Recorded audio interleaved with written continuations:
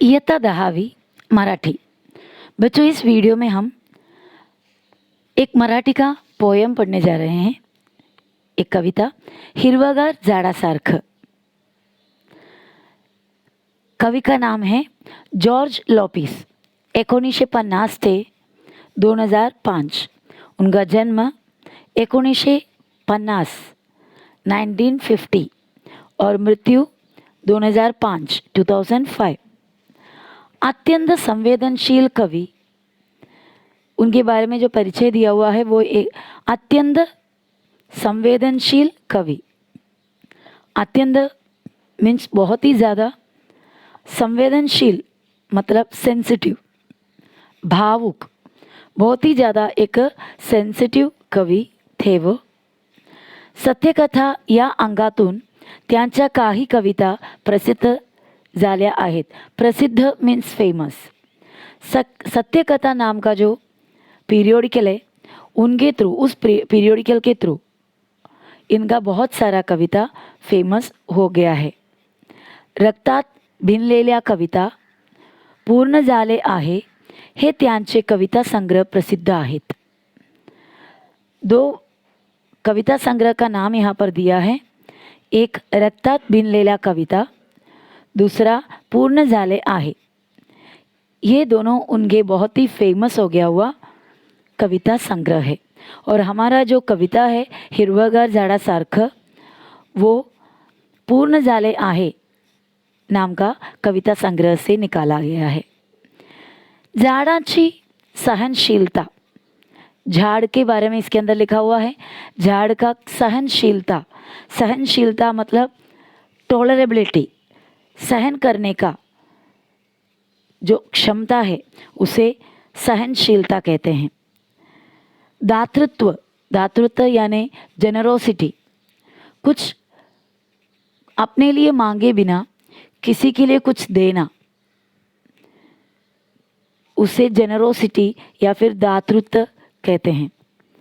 झाडाची सहनशीलता, दातृत्व, सहकार्याची वृत्ती, सहकार्य, सहकार्य मतलब दूसरे का मदद करना, वो वृत्ती, वृत्ती यानी उनका वो हैबिट, सहकार्याची वृत्ती। कठीण प्रसंगातही घट्ट पाय रोवून राहण्याची वृत्ती। कठिन प्रसंग यानी बहुत ही मुश्किल से मुश्किल सिचुएशन में भी घट्ट पाय रोवून मतलब मजबूत, पैर को मजबूत करके राहण्याची वृत्ति, यानी कितना भी कुछ परिस्थिति खराब होने के बावजूद भी अपने पैरों को, अपने जड़ को मजबूत धरती के अंदर पकड़ कर रखकर गिरने के बिना रहने का जो आदत, क्वालिटी इत्यादीचे वर्णन प्रस्तुत कवितेत केलेले आहे। ऐसे कुछ गुणों का, झाड़ का ऐसे कुछ गुणों का वर्णन इस कविता में कवि ने किया है।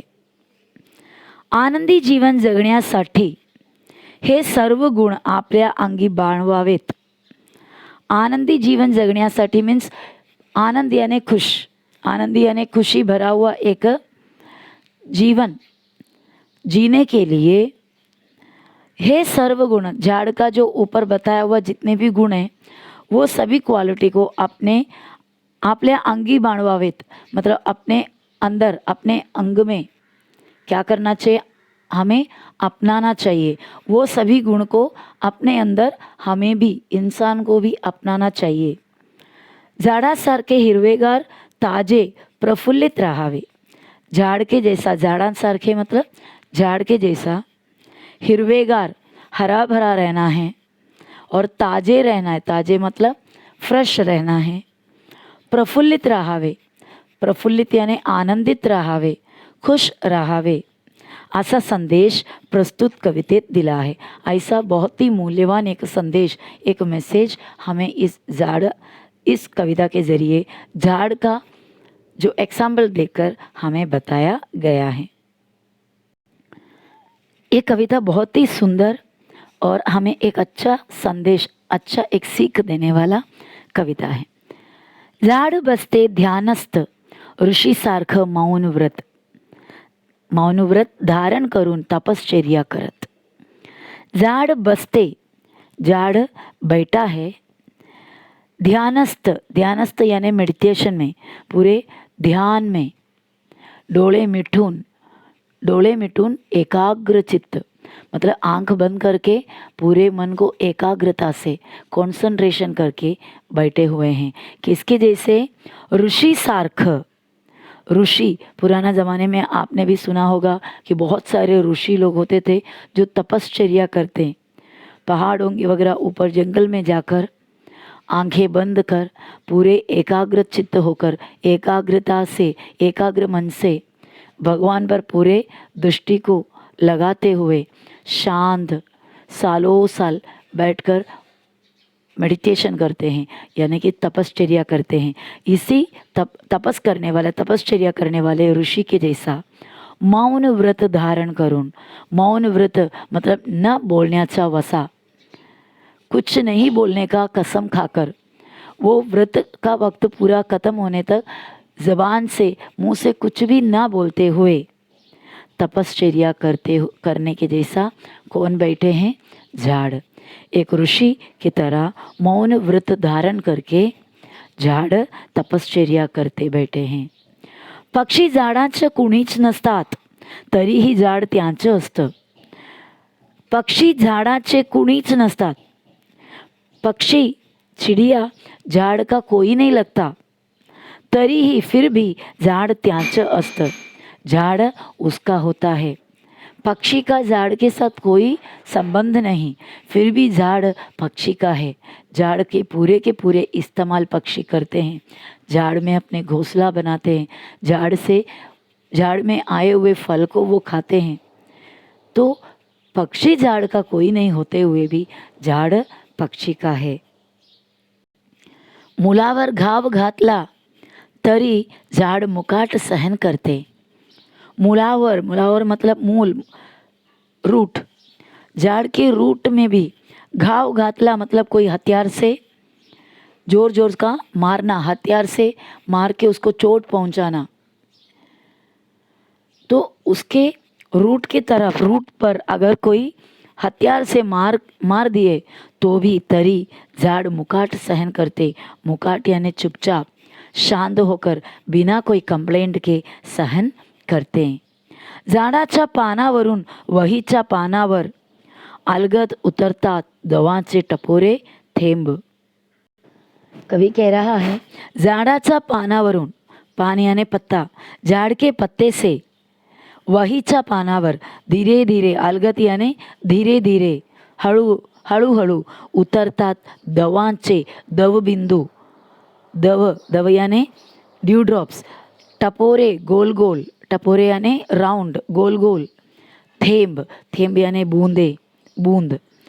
झाडाचे पानावरून, झाड़ के पत्ते में से वहीच्या पानावर, नोटबुक के, वही यानी नोटबुक के पानावर, पत्ते पर, उसके पेज पर, पहला जो पान पत्ता है और ये जो पान है वो पेज है।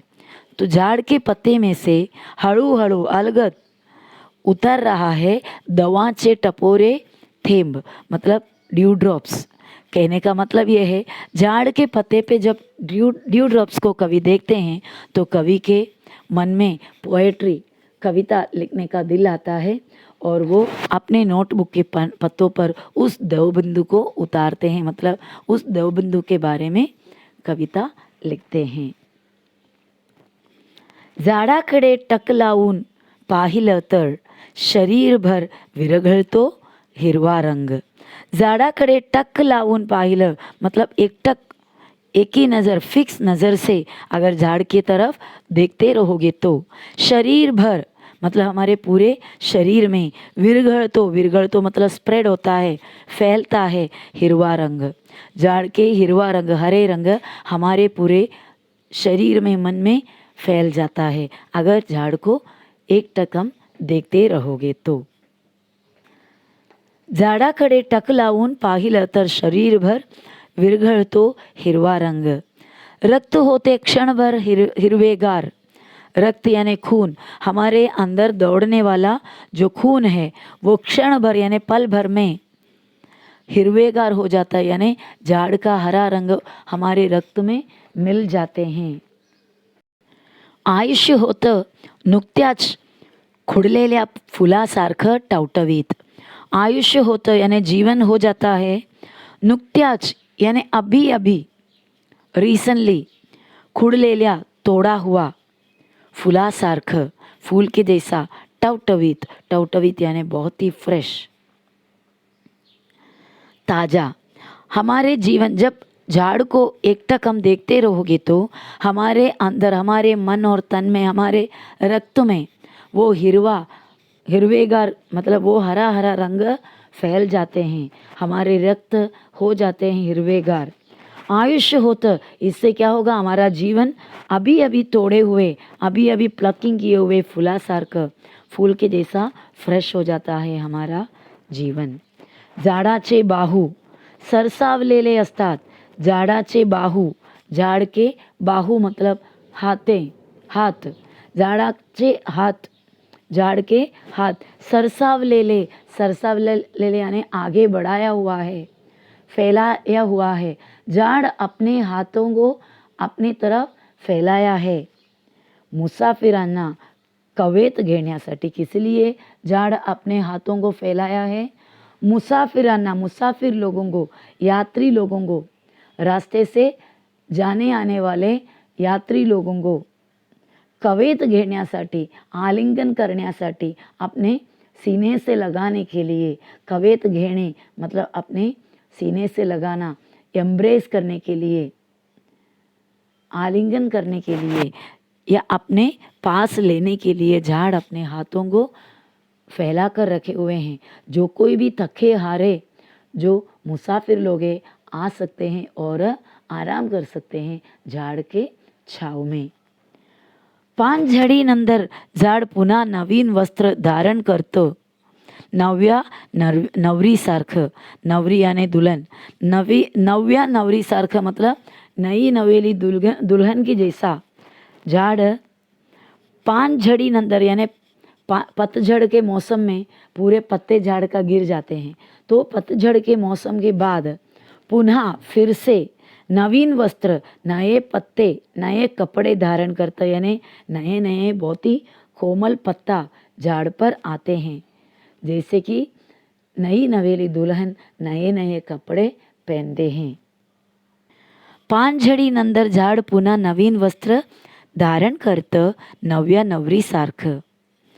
झाडाला पालवी फुटल्यावर, झाडाला पालवी फुटल्यावर फुटते शरीरभर पालवी. अगर झाड़ पर पालवी फुटने मतलब एकदम कोमल कोमल पत्ते, पालवी यानी बहुत ही सॉफ्ट पत्ते जब झाड़ पर आते हैं तो फुटते शरीर भर पालवी. हमारे शरीर में भी, हमारे बदन में भी पूरे पालवी फुटते, मतलब हमारे अंग अंग में भी फ्रेशनेस आ जाते हैं. अन झटक ली जाते मरगड़, मरगड़ यानी सुस्तड़पना. हमारे अंदर के जो सुस्तड़पना है, जो आइडलनेस है, आलस है, हमारे अंदर के आलसपना को क्या करते, झटक कर निकाल देते हैं. दैट मीन्स आलस को छोड़ देते हैं. पक्ष्याच्या मंजुळ नादात, पक्षियों के मंजुळ बहुत ही सॉफ्ट सुंदर नादात यानी आवाज में, झाडांचंही जीवनाच्या एक संद गाणे दडलेले असते.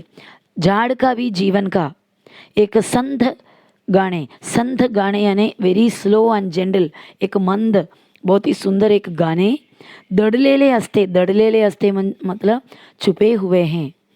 पक्षियों के सुंदर गानों के अंदर ही झाड़ का भी जीवन का एक सुंदर गाना दडलेले असते, छुपे हुए हैं. हसावं कसं सळसळत्या पानासारखं. अभी कभी इंसान को कह रहा है कि किस तरह हंसना है. हसावं कसं, सळसळत्या पानासारखं. सळसळणे, पानाचा आवाज, सळसळणे मतलब पत्तों का आवाज को सळसळणे कहते हैं. तो सळसळत्या पानासारखं मतलब सळसळ आवाज करने वाले पत्तों के जैसे खुलकर हसना चाहिए इंसान को. मुळावं मुरावं कसं तर झाडासारखं घट्ट पाय रोवीत. मुड़ाव मुराव कसं, मुराव यानी पेनिट्रेट करके, मिट्टी के अंदर पेनिट्रेट करके घुस कर जाकर अपने पैरों को, अपने रूट्स को जड़ मतलब एकदम मजबूत पकड़े हुए हैं. इसी तरह हमें भी डीपली जाकर यानी इस धरती पर इस जीवन में मजबूत रहना है. किस तरह? जाड़ा सारखं घट्ट पाय रोवित. झाड़ के जैसे अपने पैरों को घट्ट रहकर हर हालात में मजबूत रहना है. जगावं कसं तर हिरवगार झाडासारखं. जगावं कसं यानी इस धरती पे जीना कैसा है. इंसान को इस धरती पर हिरवगार झाडासारखं जीना है. दूसरों का मदद करके हमेशा खुशी को, हमेशा ताजगी को फैलाते हुए, दूसरों को हमेशा मदद करते हुए इस धरती पे इंसान को जीना है. जस्ट लाइक अ ट्रीज. रोजचं चिंतन करावं कसं तर झाडासारखं. रोज का जो चिंतन, जो सोच किस तरह करना चाहिए, झाड़ के जैसे. क्योंकि झाड़ बिल्कुल सेल्फिशनेस नहीं रखते हैं, बहुत ही सेल्फलेस है झाड़. हमेशा दूसरों की अच्छाई करते, अच्छाई के बारे में सोचते हैं. तो इसी तरह रोज का चिंतन भी हमें झाड़ के जैसा होना चाहिए. और ये कविता पूर्ण झाले आहे कविता संग्रह से निकाला गया हुआ है.